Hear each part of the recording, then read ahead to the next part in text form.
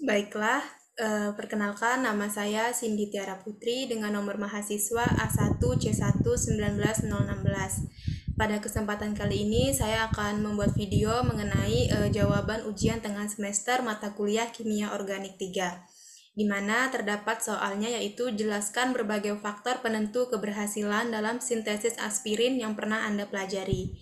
Sebelumnya, dalam menyiapkan aspirin ini, kita dapat melakukan sintesis dari suatu senyawa, yaitu asam asetat berlebih dengan anhidrida.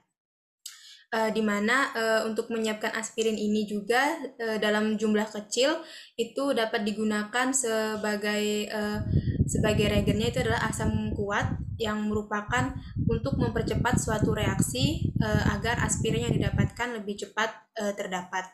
Di mana di dalam sintesis aspirin ini asam fosfat juga dapat digunakan sebagai katalis untuk pengganti H2SO4 pekat.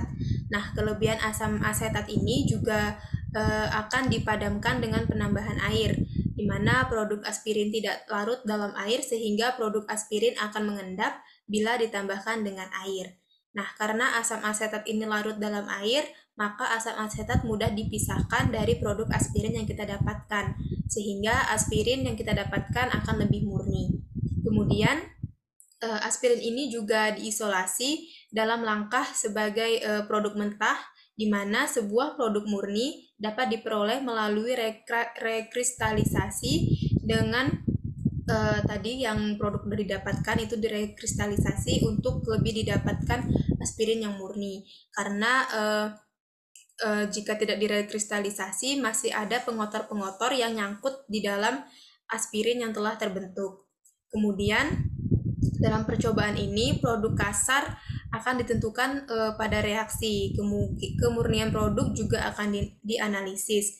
Nah, produk akan dianalisis dengan tiga metode berbeda, di mana kita dapat melihat dari peleburan titik lelehnya, titrasi, dan uji spektroskopi. Nah, namun yang sering dilakukan itu adalah dengan uji titik leleh dari aspirin yang kita dapatkan.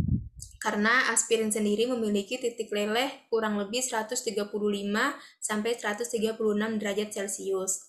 Nah, jika kotoran tadi hadir di dalam aspirin, maka aspirin yang kita dapatkan tidak terlalu murni. Kisaran titik leleh ini juga lebih besar dari 2 derajat. Maksudnya, jika kita mendapatkan sekitar 134, itu sudah bisa dikatakan aspirin yang kita dapatkan mendekati kemurnian tingkat tinggi.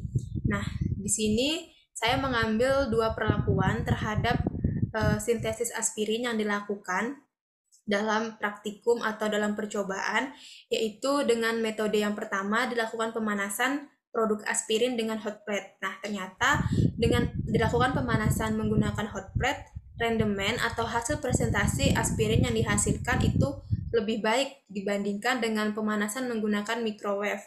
Jadi menurut saya faktor salah satunya yang harus dilakukan itu adalah pemanasan yang digunakan dalam saat sintesis aspirin berlangsung. Nah, karena pemanasan ini sangat berpengaruh kepada rendemen dan presentasi dari hasil aspirin yang kita dapatkan. Selain dengan pemanasan pula, reagen yang digunakan juga sangat mempengaruhi hasil aspirin yang didapatkan. Selain itu juga perbandingan antar senyawa yang digunakan, yaitu seperti asam salisilat dengan asam asetatnya pun juga sangat mempengaruhi. Jadi, menurut saya ada 3 faktor yang dapat menentukan keberhasilan dalam sintesis aspirin, yaitu yang pertama, pemanasan yang dilakukan, kemudian ada reagen yang digunakan, dan perbandingan jumlah berapa gramnya senyawa atau reaktan yang kita gunakan. Nah, dengan pemanasan yang baik, maka akan menghasilkan rendemen atau presentasi dari aspirin juga sangat bagus atau titik lelehnya mendekati titik leleh asli dari aspirin. Sekian dari saya akhiri. Wassalamualaikum warahmatullahi wabarakatuh.